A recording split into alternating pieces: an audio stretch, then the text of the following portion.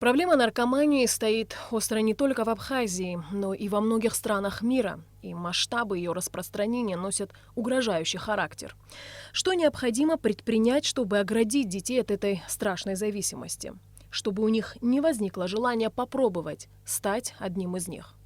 Борьба с незаконным оборотом наркотических средств является приоритетной задачей в деятельности правоохранительных органов Абхазии.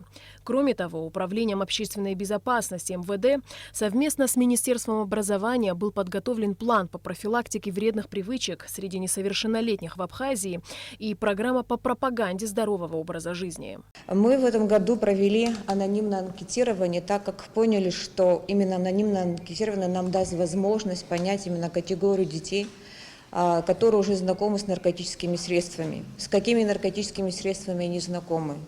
Либо употребляли, было бы случай употребления наркотиков. Как они относятся вообще к употреблению наркотических средств?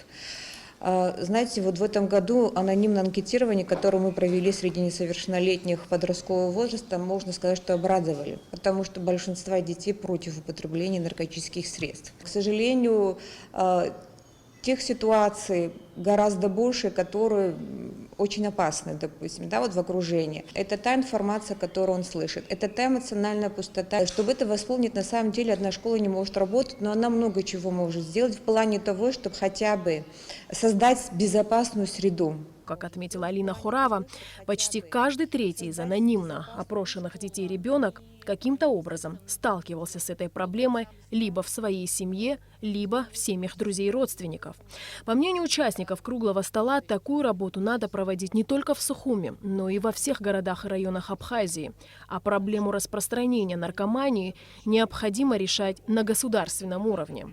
Создавать специальные программы, в рамках которых будут проводиться беседы и с родителями, так как здоровый ребенок растет в здоровой семье, в которой мама и папа в курсе всех переживаний своих детей.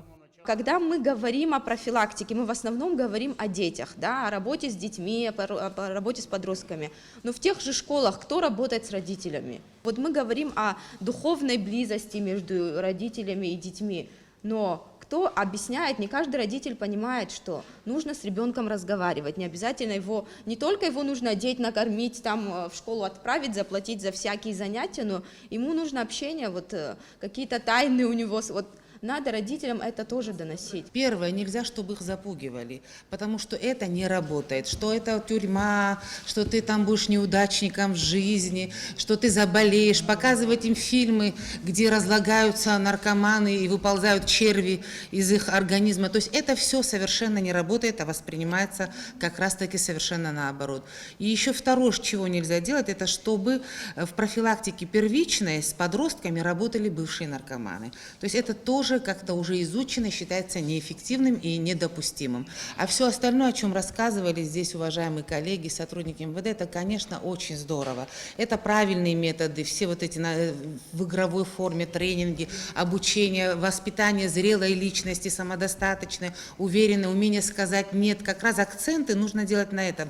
Безопасность жизнедеятельности, ну, вообще все вот эти вот моменты, они как раз то, над чем нужно работать с детьми, заниматься спортом, учиться и, конечно, работа с семьей, с родителями. Конечно, семья имеет большое значение в воспитании ребенка, но зачастую даже в самых благополучных и дружных семьях не удается избежать проблем с подростками.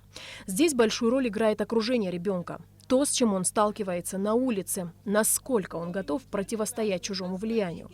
В юном возрасте, когда формируется личность, важно заинтересовать, показать, каких успехов может достигнуть человек при желании, помочь ребенку осознать свои возможности и направить усилия на их развитие. Что такое наркомания? Это поиск ярких ощущений, ярких впечатлений. Вот хочу еще раз прочувствовать вот эту всю яркость, да, и вот эту всю необычность каких-то собственных впечатлений. Через что можно это достичь? Да? То есть, конечно, унизительно зависеть от химии. Когда вот мной руководят химические какие-то вещества, и я вот абсолютно зависим от этого. Я же личность, я же сам могу сделать свою жизнь яркой и свои впечатления незабываемыми и так далее. Через что? Через искусство, через творчество, через спорт. Чтобы противостоять опасной зависимости и страшной болезни, В первую очередь необходимо вести жесткую борьбу с распространителями наркотических веществ. Также в республике должны появиться реабилитационные центры для тех, кто решил завязать, и кризисные центры для подростков, у которых есть проблемы. Таковы выводы участников круглого стола.